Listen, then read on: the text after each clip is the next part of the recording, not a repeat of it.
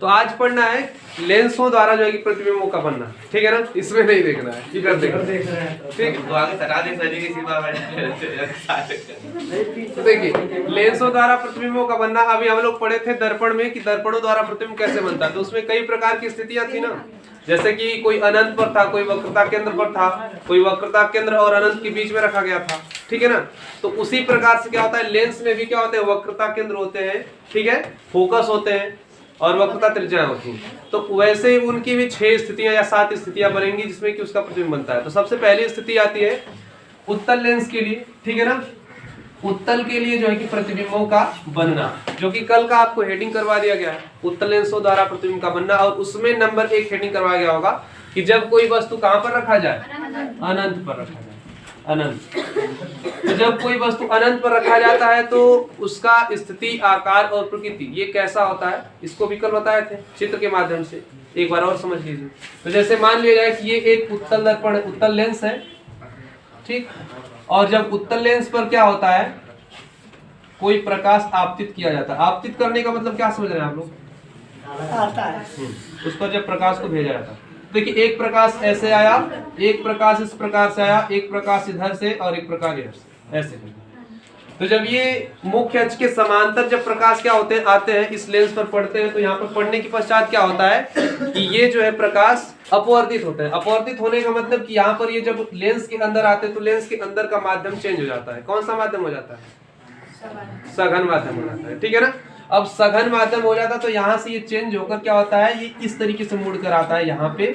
नीचे वाला प्रकाश भी क्या होता है, ऐसे होके मुड़ के यहाँ पे आता है, ये भी प्रकाश ऐसे होके मुड़ के यहाँ पे आता है, और ये भी प्रकाश ऐसे मुड़ के यहाँ पे आता है, और किसी एक स्थान में मिलते हैं जिसका नाम होता है क्या, F2, ठीक है ना। F2 का मतलब क्या, द्वितीय मुख्य फोकस। अब जब F2 पर आकर मिलता है तो जहां पर प्रकाश की किरणें आकर मिलती है वहीं पर क्या बनता है, प्रतिबिंब का निर्माण होता है, ठीक। तो यहाँ पर अब आप इसकी स्थिति को ये दर्शा सकते हैं। अब ये वस्तु कहाँ पे रखी गई थी, अनंत, ठीक है। अनंत पर रखने के बाद क्या हो रहा है, ये प्रकाश की किरणें वहां से आ रही हैं, ठीक। अब जब अनंत पर कोई वस्तु रखा जाता है तो उसके द्वारा बनने वाला प्रतिबिंब कहां पर बनता है, तो आप सीधे बता सकते हैं F2 पर बनता है। F2 का मतलब द्वितीय मुख्य फोकस पर, ठीक है।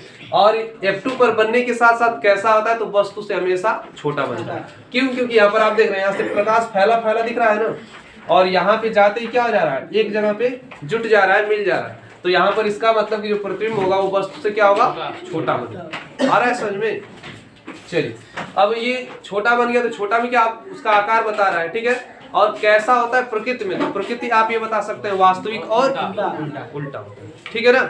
आगे का जो था अनंत के बाद जब हम आएंगे नजदीक तो हम बता रहे थे ना कि जैसे कोई अगर लेंस या दर्पण आप रखेंगे और उसकी स्थितियों के बारे में पढ़ेंगे तो पहले अनंत आता है, ठीक है। फिर अनंत के आगे बढ़ते हैं, तो अनंत के आगे बढ़ने का मतलब क्या, उसका जो फोकस होता है, ठीक है ना, मुख्य फोकस, उससे कुछ नजदीक जाएंगे या तो उसके केंद्र पर जाएंगे। जैसे मान लीजिए ये उत्तल लेंस है तो इसका यहाँ पे कोई न कोई एक केंद्र होता होगा जिस केंद्र को हम क्या बोलते हैं, वक्रता केंद्र, ठीक है ना।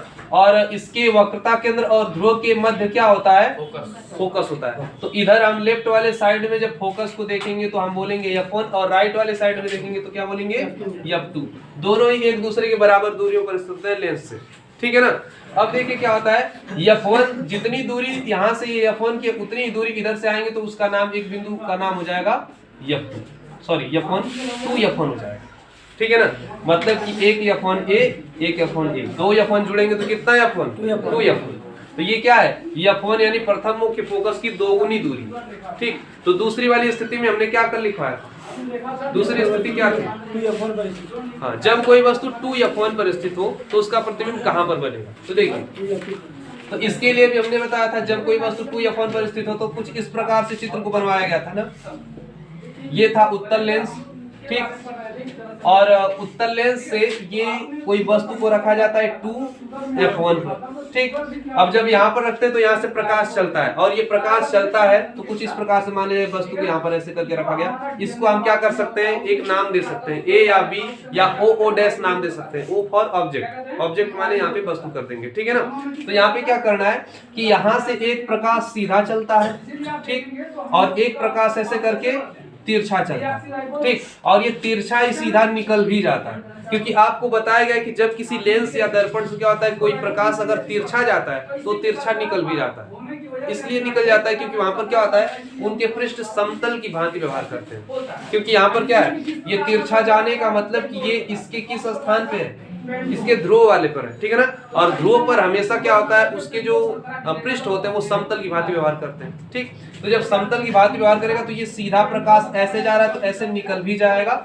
इसके बाद देखिए एक प्रकाश ऊपर से जा रहा है, तो जरूरी नहीं है कि कोई वस्तु अगर रखा जाएगा तो प्रकाश ऐसे ही निकलेंगे, प्रकाश तो बहुत सारे निकलते हैं, चारों तरफ से निकलेंगे, ठीक है। जैसे मान लिया जाए ये मार्कर है, तो मार्कर को आप इधर इस साइड से भी देख सकते हैं, इधर से भी आएंगे तो देख सकते हैं इस मार्कर को, पीछे से भी देख सकते हैं, इस साइड से भी देख सकते हैं। क्यों देख सकते हैं, क्योंकि इसका प्रकाश चारों तरफ निकल रहा है, ठीक है ना।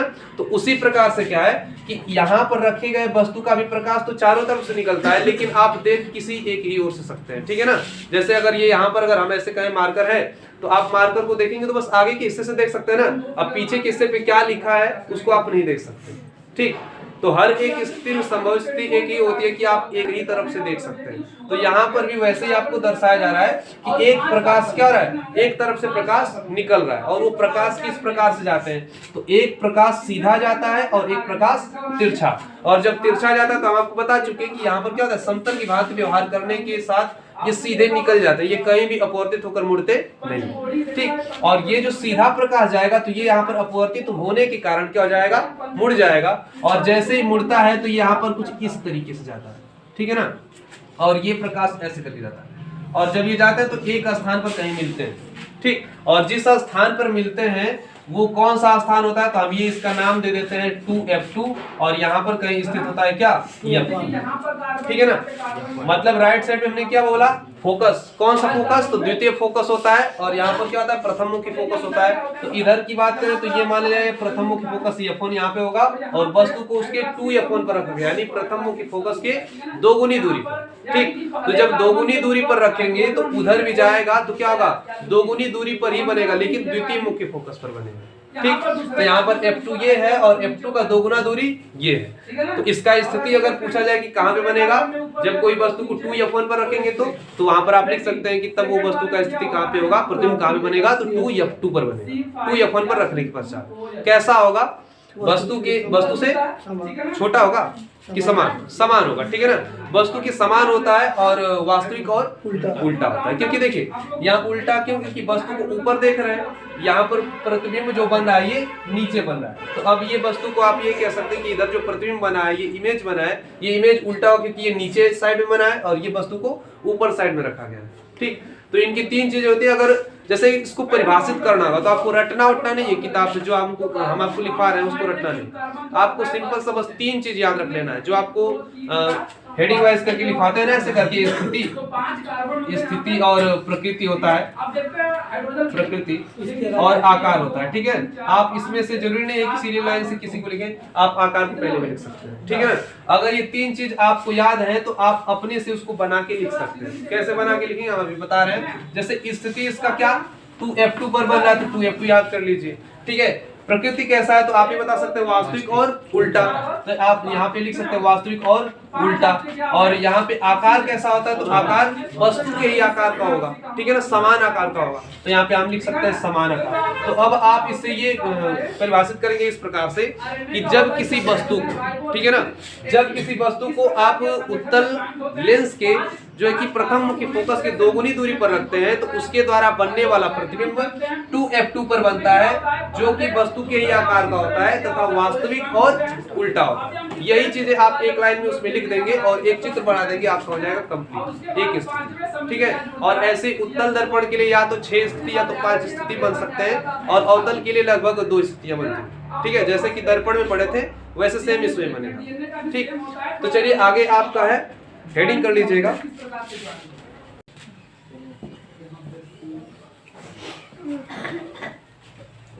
देखिए याद करना बहुत सिंपल है, आपको रटना उठना नहीं है। जैसे मान लिया जाए अगर एक रोड है ऐसे करके, ठीक है ना, यहां से इनके बीच का अंतराल बता दिया गया 1 2 3 4 5, 1 2 3 4 5 6, ठीक है। ध्यान से समझिएगा, एकदम सेम ऐसे ही होता है। ठीक है, अपने पॉकेट में डालिए भाई, दूसरे पॉकेट में नहीं डालते। तो इधर देखिए, अगर एक रस्सी मान लिया जाए इतना लंबा, ऐसे करके यहाँ पर 2 से शुरू होता है और 5 पे खत्म होता है। तो अगर इस रस्सी को और यहाँ पे इसको थोड़ा सा बढ़ा लेते हैं, ये 7 कर लेते हैं, ये 8 कर लेते हैं, इधर तो बढ़ा ही नहीं सकते। तो इधर से अगर हम क्या करें, इसको इस साइड भी खींचे, तो ऐसा कुछ समझिएगा कि इधर क्या है, वस्तु रखी जा रही है और इधर उसका क्या बन रहा है, प्रतिबिंब बन रहा है। ठीक है ना। तो जब आप इसको इधर खींचेंगे तो इसकी दूरी 5 से क्या हो जाएगा, 4 हो जाएगा, घटेगा ना।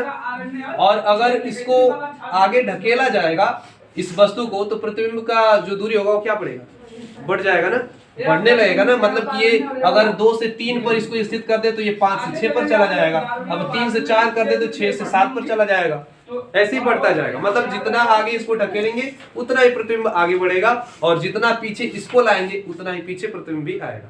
ठीक, तो उसी प्रकार से जब आप दर्पण से क्या करते हैं, वस्तु को दूरी पर रखते हैं। तो पहले क्या था, अनंत पर था। ठीक, फिर आपको क्या बताया गया कि 2f2 पर, अब 2f2 से थोड़ा सा दूर बताया जाएगा। ठीक है ना। तो जब 2f2 से थोड़ा सा दूर, तो कहने का मतलब क्या है, इसको चित्र द्वारा समझिए। 2f1 पर हमने रखा था वस्तु को, तो प्रतिबिंब किस पर बना था, 2f2 पर बना था।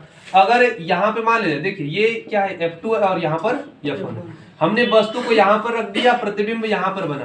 तो अगर इसी से थोड़ा सा दूर करेंगे इस वस्तु को, तो प्रतिबिंब इधर जाएगा कि इधर जाएगा, इधर आएगा ना। तो इसका मतलब कि ये f2 और 2f2 के मध्य बनने लगेगा। याद करने का तरीका बता रहे हैं, कैसे याद करते हैं। ठीक है ना, उसकी स्थिति हम कैसे प्राप्त कर सकते हैं। अगर वो अनंत की बात की जाए तो अनंत का मतलब इस f2 पर बनेगा।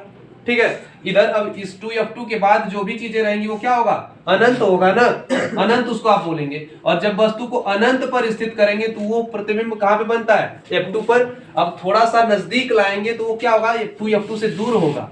ठीक है ना, 2f2 से जब दूर होगा तो उसका प्रतिबिंब कहाँ, इसके जस्ट बीच में बनेगा। जब 2f2 पर ला देंगे तो खुद 2f1 पर ला देंगे तो 2f2 पर बनने लगेगा। और जैसे ही अब और आगे बढ़ाएंगे तो कहाँ पे वस्तु आ जाएगा, इसके बीच में, यानी 2f1 और f1 के बीच में। तो ये भी जब स्थिति बनेगी, मतलब उसमें स्थिति ऐसे बनेगी कि f1 तथा 2f1 के बीच में जब कोई वस्तु रखी जाए तो उसका प्रतिबिंब कहाँ बनेगा। तो आप ये बता सकते हैं तब कि 2f2 से दूर बनेगा। आ रहा है समझ में, जितना आगे बढ़ाते जाएंगे उतना ही प्रतिबिंब भी आगे बढ़ता जाएगा। ठीक है, अब यहाँ पर अगली स्थिति ये बन सकता है कि f1 पर आ गया, और जब f1 पर आएगा तो और ज्यादा दूर बनेगा। ठीक, या अनंत हो सकता है अनंत पर, और जब अनंत पर बनने लगेगा तो वहां पर प्रतिबिंब क्या होने लगेगा, बड़ा होने लगेगा। जैसे जैसे वस्तु आगे बढ़ेगा वैसे वैसे उसका आकार क्या हो जाएगा, बड़ा। अभी शुरू में पढ़े थे कि अनंत पर रखा गया था तो वस्तु से छोटा बना था। ठीक, और जब अनंत से नजदीक जैसे ही लाते हैं 2f2 पर तो वस्तु के आकार का बनने लगा। मतलब कि वस्तु से छोटा था, अब वस्तु के आकार का बना। जहां पर वस्तु के आकार का बनना है ना, उसके उस साइड पर जब जाएंगे, आगे बढ़ेंगे तो वस्तु से बड़ा बनने लगेगा। मतलब क्या कि यहाँ पे वस्तु के आकार का बनता है, जब इसके आगे बढ़ेंगे तो वह प्रतिबिंब हमेशा वस्तु से बड़ा ही बनेगा। आ रहा है समझ में। तो अगर यहाँ पे क्या हो जाए, अगर आपसे ये पूछ लिया जाए कि ये वस्तु जब रखा जा रहा है 2f1 से इधर इस साइड पे रखा जा रहा है, यानी राइट साइड पे रखा जा रहा है, तो उसका प्रतिबिंब हमेशा क्या होगा, उससे बड़ा बनेगा। ठीक है, अगर इससे दूर इधर रखा जा रहा है 2f1 से इधर, तो उसका वस्तु का प्रतिबिंब हमेशा छोटा बनेगा। तो ये सब चीजें आपको कॉपी मतलब याद कर लीजिएगा। ठीक है ना, क्योंकि इसमें कॉपी में लिखवाने वाली चीजें ये नहीं है। ठीक है, समझते रहिए। तो हेडिंग आप लोग कर लीजिएगा, कर लिए क्या। जब किसी वस्तु को 2f1 से दूर रखा जाए, चलिए तो इसको हम एक चित्र द्वारा समझ लेते हैं कैसे प्रतिबिंब इसका बनता है। देखिए ये क्या है, कौन सा लेंस है, उत्तल लेंस है। अब उत्तल लेंस में ये क्या होता है, इसका मिड पॉइंट होता है। ठीक है ना, इसको 2 बराबर भागों में बांटने वाला, और इसके बीचों बीच में अगर सीधा ऐसे करके खींचा जाए एक रेखा, तो उस रेखा को क्या बोलते हैं, मुख्य अक्ष बोलते हैं। तो यहाँ पे हम इसको कर लेते हैं मुख्य अक्ष। ठीक, अब जो भी प्रकाश आते हैं वो किसके अनुरूप आते हैं, मुख्य अक्ष। ठीक है, या तो मुख्य अक्ष से तिरछे पे आते हैं, या तो मुख्य अक्ष के समांतर आएगा, या मुख्य अक्ष के ऊपर, या मुख्य अक्ष के नीचे। अब आपको स्थितियां ये बताई जा रही हैं इसमें यहाँ पर ये जो होता है ये प्रकाशिक केंद्र बीचों बीच में होता है, ठीक। और अगर इस वाले पॉइंट की बात करें तो इसको ध्रुव बोलते हैं, और इसको इस पॉइंट की बात करें तो इसको ध्रुव बोलते हैं, ठीक है ना। मतलब ध्रुव P1 और P2 नाम दे सकते हैं। जैसे दर्पण में क्या था, ध्रुव को बस P से प्रदर्शित करते थे, लेकिन लेंस में क्या हो जाएगा P1 और P2। और प्रकाशिक केंद्र एक ही होगा जिसको हम O से प्रदर्शित कर सकते हैं यहाँ पे, ठीक। देखिए तो इसके इस साइड पे आएंगे तो यहाँ पर क्या स्थित होता है, F2 स्थित होता है। और दोगुनी दूरी पर जाएंगे तो क्या स्थित होता है, 2F2। आ रहा है समझ में सबको। अगर इस साइड पे आएंगे तो यहाँ पे क्या स्थित होता है, F1। और दोगुनी दूरी पर जाएंगे तो 2F1, ठीक है ना, 2F1। तो यहाँ पे क्या है स्थिति, अभी आपको क्या बताया जा रहा है कि जब किसी वस्तु को 2F1 से दूर रखेंगे, मतलब कि अभी आप इस पर था तो पढ़ चुके, ठीक है ना। इससे और दूर मतलब कि अनंत पर था तो भी पढ़ चुके, लेकिन अनंत और 2F1 के बीच कहीं इधर पे रख दिया जाए वस्तु को तब कैसा होगा, ठीक। तो देखिए जब यहाँ पर था तो प्रतिबिंब यहाँ पर बना, थोड़ा सा घिसकाएंगे इसको तो ये भी घिसक के इस साइड पे आ जाएगा।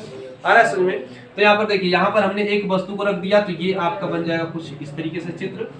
इसका प्रकाश एक ऐसे जाएगा सीधा और एक प्रकाश तिरछा जाएगा, ठीक। जब एक प्रकाश तिरछा जाएगा तो इसको कुछ इस प्रकार से भेजते हैं, ठीक। तो तिरछा जाएगा तो सीधा निकल जाएगा, देखने में तो टेढ़ा लग रहा होगा लेकिन वो तिरछा सीधा है, ठीक है ना। तो यहाँ पे क्या है, ये ऐसे जा रहा है और ऐसे सीधा निकल भी जा रहा है। इसको थोड़ा सा और सीधा बना दे जा रहा है, टेढ़ा हो गया क्या, चलिए जो भी समझते रहिएगा। अब ये जो प्रकाश सीधा जाता है मुख्य अक्ष के समांतर जब जाता है तो क्या हो जाता है, वहां अपने मार्ग से विचलित होता है। विचलित होने का मतलब अपवर्तन होना, अपवर्तन होने का मतलब अपने मार्ग से मुड़ जाना। यहाँ पे जैसे ही मुड़ेगा तो ये हमेशा F2 से होते हुए जाता है, ठीक है ना। तो ये मुड़ेगा जैसे तो ये F2 से होते हुए ऐसे जाएगा और ये ऐसे नीचे चला जाएगा, ठीक। तो अब ये देख रहे हैं ये कट रहा है क्या यहाँ पे, और जहाँ पे कटता है वहां पर क्या बनता है, प्रतिबिंब। नींद आ रही है क्या, इधर देखिए। तो ये क्या है, F2 ये F2 के इधर यानी F2 के इस साइड पे और 2F2 के इस साइड पे, यानी कि इन दोनों के मध्य प्रतिबिंब बन रहा है। तो अब आप इसकी स्थिति ऐसे कुछ बोल सकते हैं कि जब उत्तल लेंस के सामने किसी वस्तु को 2F2 से दूर रखेंगे तो उसका प्रतिबिंब जो बनेगा, सॉरी 2F1 से दूर रखेंगे तो उसका जो प्रतिबिंब बनेगा 2F2 और F2 के मध्य बनेगा, ठीक है। कैसा होगा, तो वस्तु से छोटा होगा। क्यों छोटा होगा, क्योंकि यहाँ पर क्या था, समान आकार का था। तो इसके इस साइड पे रहेंगे तो छोटा बनेगा और इसके इस साइड पे रहेंगे तो बड़ा बनेगा, ठीक। तो वस्तु से छोटा होगा जो वास्तविक और उल्टा हो सकता है। उल्टा क्यों, क्योंकि वस्तु ऊपर था प्रतिबिंब नीचे दिखाई दे रहा है। तो यहाँ पर हम इसको इस तरीके से दर्शा सकते हैं। आप चाहें तो इसके चित्र में आप इसको A और B दर्शाएंगे तो यहाँ पर A' और B' दर्शाना पड़ेगा, ठीक है ना, A' और B'। तो इस तरीके से उसके प्रतिबिंब को हम दर्शा सकते हैं। तो ये समझ में आ रहा है कि जब किसी वस्तु को हम 2F1 से कहां पर रखें, थोड़ा सा दूर पर रखेंगे और अनंत से थोड़ा सा नजदीक पर रखेंगे, ठीक है ना। तो उसका प्रतिबिंब हमेशा 2F2 और F2 के मध्य बनेगा जो छोटा होगा और वास्तविक और आया समझ में।